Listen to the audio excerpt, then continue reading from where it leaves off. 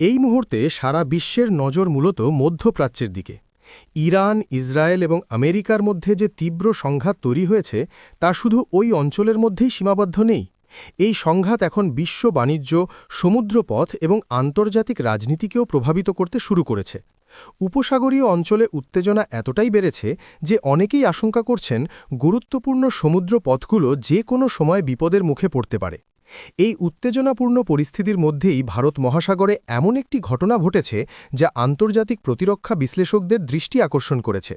যখন বিশ্বের বড় বড় শক্তিধর দেশগুলো মধ্যপ্রাচ্যের পরিস্থিতি সামলাতে ব্যস্ত, তখন ভারতীয় নৌবাহিনী নীরবে একটি গুরুত্বপূর্ণ পদক্ষেপ নিয়েছে।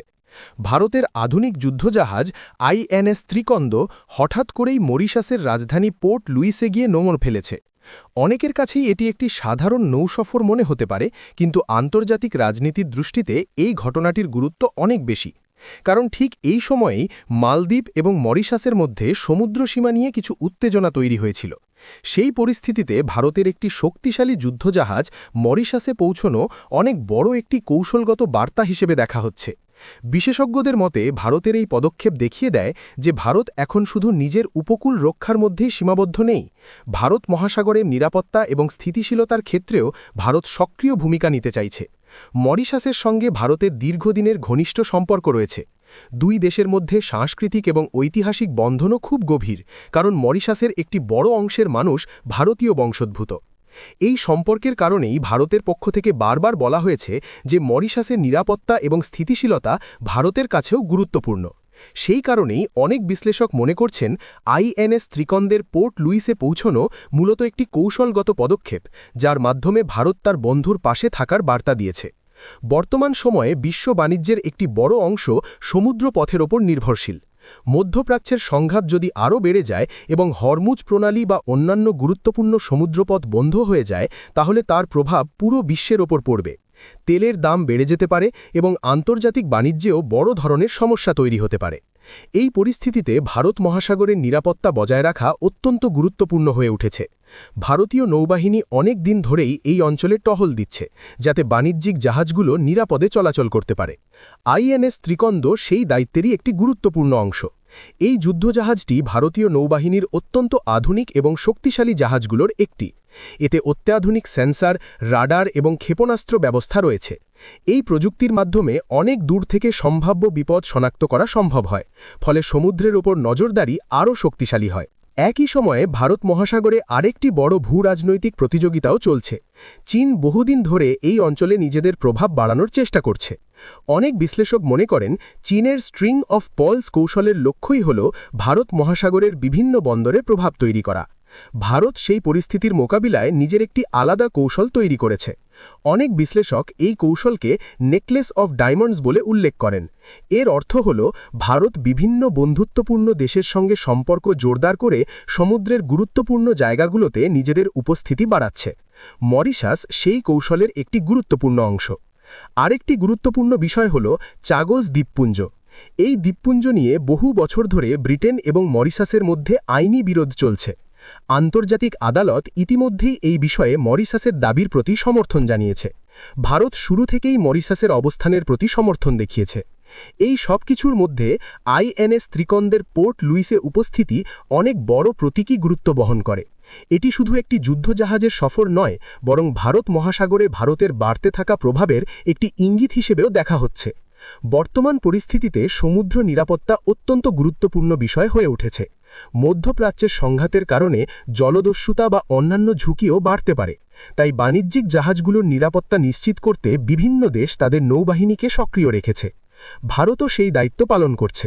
ভারতীয় নৌবাহিনী দীর্ঘদিন ধরে নিজেদের নেট সিকিউরিটি প্রোভাইডার হিসেবে প্রতিষ্ঠা করার চেষ্টা করছে, অর্থাৎ শুধু নিজের জন্য নয়, পুরো অঞ্চলের নিরাপত্তার জন্য কাজ করা।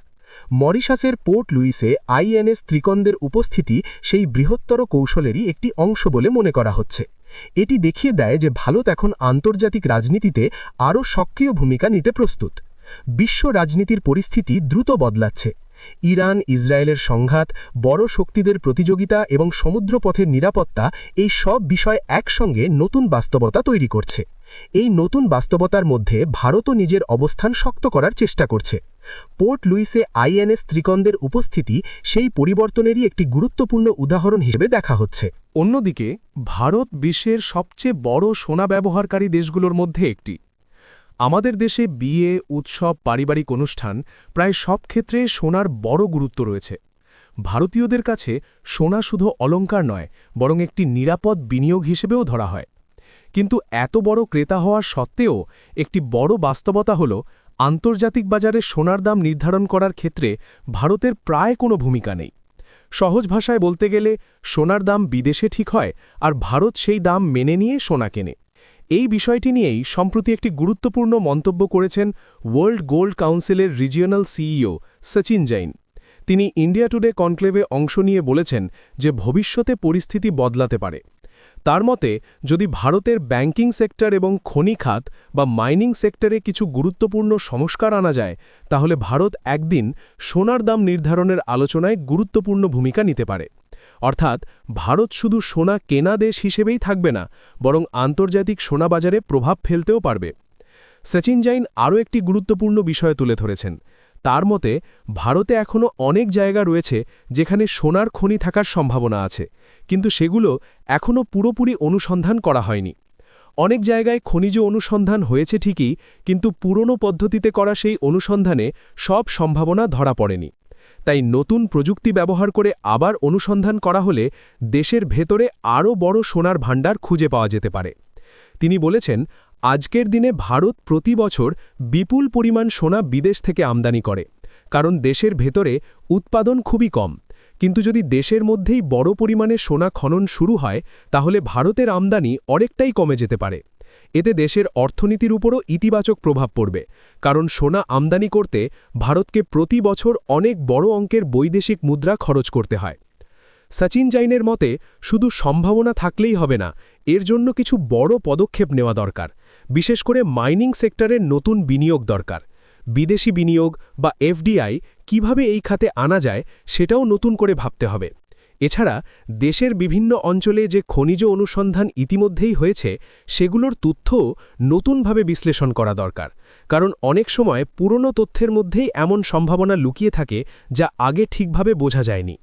এই প্রসঙ্গে তিনি চীনের উদাহরণও দিয়েছেন। তিনি বলেছেন, প্রায় ২০ বছর আগে চীনও ভারতের মতোই সোনার বড় আমদানিকারক দেশ ছিল, কিন্তু তারা ধীরে ধীরে নিজেদের নীতি বদলায়। তারা খনিজ অনুসন্ধানে বড় বিনিয়োগ করে এবং নতুন প্রযুক্তি ব্যবহার করে খনির কাজ বাড়ায়। এর ফলে আজকের দিনে চীন বিশ্বের অন্যতম বড় সোনা উৎপাদনকারী দেশ হয়ে উঠেছে। সচিন জৈনের মতে, ভারতের মধ্যেও একই ধরনের সম্ভাবনা রয়েছে। দেশের বিভিন্ন অঞ্চলে এখনও অনেক খনিজ সম্পদ লুকিয়ে থাকতে পারে। যদি সরকার সঠিক পরিকল্পনা করে এবং মাইনিং সেক্টরে বড় সংস্কার আনে, তাহলে ভবিষ্যতে ভারতের নিজস্ব সোনা উৎপাদন অনেকটাই বাড়তে পারে। তখন ভারত শুধু বিদেশ থেকে সোনা কেনার ওপর নির্ভর করবে না। তিনি আরও একটি নতুন ধারণার কথাও বলেছেন, যাকে তিনি বলেছেন গোল্ড ট্যুরিজম। তার মতে, ভারতের মন্দির, ঐতিহ্যবাহী সোনার অলংকার, পুরনো কারুশিল্প এবং ইতিহাসকে কেন্দ্র করে এমন একটি পর্যটন ব্যবস্থা তৈরি করা যেতে পারে, যেখানে বিশ্বের বিভিন্ন দেশের মানুষ সোনার ঐতিহ্য দেখতে ভারতে আসবে। এতে শুধু পর্যটনই বাড়বে না, ভারতের গয়না শিল্প এবং হস্তশিল্প আন্তর্জাতিকভাবে আরও বেশি পরিচিত হবে। ভারতে বহু শতাব্দী ধরে সোনার অলংকার তৈরি করার এক অসাধারণ ঐতিহ্য রয়েছে। বিভিন্ন রাজ্যের গয়নার ডিজাইন, কারুকাজ এবং সংস্কৃতি একে অন্যের থেকে আলাদা। এই ঐতিহ্য যদি সঠিকভাবে বিশ্বের সামনে তুলে ধরা যায়, তাহলে ভারত গোল্ড ট্যুরিজমের একটি বড় কেন্দ্র হয়ে উঠতে পারে। সব মিলিয়ে সচিন জৈনের বক্তব্য হল, ভারতের সামনে একটি বড় সুযোগ হয়েছে। একদিকে যেমন দেশের সোনার সম্ভাব্য খনি খুঁজে বের করা যেতে পারে, অন্যদিকে সোনা নিয়ে নতুন শিল্প এবং পর্যটনের সুযোগও তৈরি করা যেতে পারে। তবে এর জন্য প্রয়োজন সঠিক নীতি, আধুনিক প্রযুক্তি এবং বড় বিনিয়োগ। যদি এই সব পদক্ষেপ বাস্তবায়ন করা যায়, তাহলে ভবিষ্যতে এমন দিনও আসতে পারে যখন ভারতের মানুষ নিজের দেশে উৎপাদিত সোনা ব্যবহার করবে এবং দেশের সোনাতেই বিনিয়োগ করবে। তখন ভারত শুধু বিশ্বের বড় সোনা ক্রেতা হিসেবেই পরিচিত থাকবে না, বরং আন্তর্জাতিক সোনা বাজারে প্রভাব বিস্তারকারী একটি শক্তিশালী দেশ হিসেবে উঠে আসতে পারবে।